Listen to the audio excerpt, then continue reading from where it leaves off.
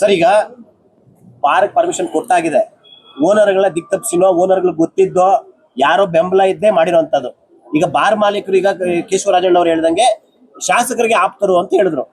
ಯಾರು ಆಪ್ತರು ಅಂದ್ರೆ ಅವ್ರು ಯಾರು ಬಿಜೆಪಿ ಮುಖಂಡ್ರ ಅಥವಾ ಯಾರು? ಒಂದು ನಿಮಿಷ ಸ್ವಾಮಿ, ಪ್ರಧಾನಮಂತ್ರಿ ಮೋದಿ ಅವರು ಬಾರ್ ಕಡೆ ಇದ್ರು ಈ ಬಾರ್ನ ಮುಚ್ಚಿಸ್ತೀವಿ. ಒಬ್ಬ MLA MP ಹೇಳ್ಬೇಡ್ರಿ. ಜನಶಕ್ತಿ ಮುಂದೆ ಯಾವ್ದು ಲೆಕ್ಕಕ್ಕೆ ಇಲ್ಲ. ಇವತ್ತು ಮೋದಿ ಅವರು ವಡೋದರ ಗುಜರಾತ್ ನಲ್ಲಿ ರೈಲ್ವೆ ಸ್ಟೇಷನ್ ಟೀ ಮಾಡ್ತಾ ಇದ್ರು. ಇವತ್ತು ದೇಶದ ಪ್ರಧಾನಮಂತ್ರಿ ಆದ್ರು. ಯಾಕಾದ್ರು ಜನ ಬೆಂಬಲ ಇರೋದ್ರಿಂದ.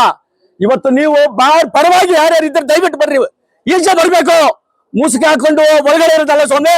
ನೀವು ನಿಜವಾಗ್ಲೂ ನಿಮ್ಮ ತಂದೆ ತಾಯಿಗೆ ಹುಟ್ಟಿದ್ರೆ, ನಿಮಗೆ ಮೀಸೆ ಇದ್ರೆ ದಯವಿಟ್ಟು ಬಾರ್ ಸಪೋರ್ಟ್ ಮಾಡುವಂತ ಜನ ಈಚೆ ಬರ್ರಿ.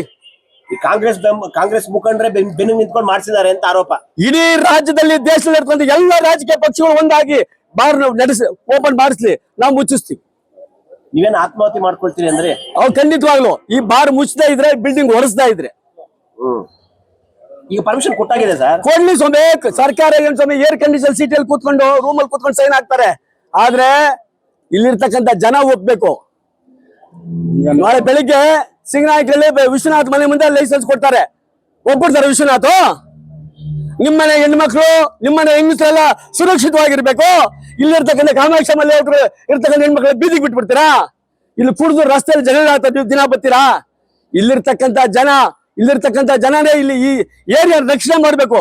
ಇವತ್ತು ನಿಮ್ಗೆ ಒಂದು ಒಳ್ಳೆ ಅವಕಾಶ ಇದೆ. ಈ ಬಾರ್ನ ಮುಚ್ಚೋದಕ್ಕೆ ಹೋರಾಟದಲ್ಲಿ ನೀವೆಲ್ಲ ನಿರಂತರವಾಗಿ ಭಾಗಿಯಾಗಬೇಕು.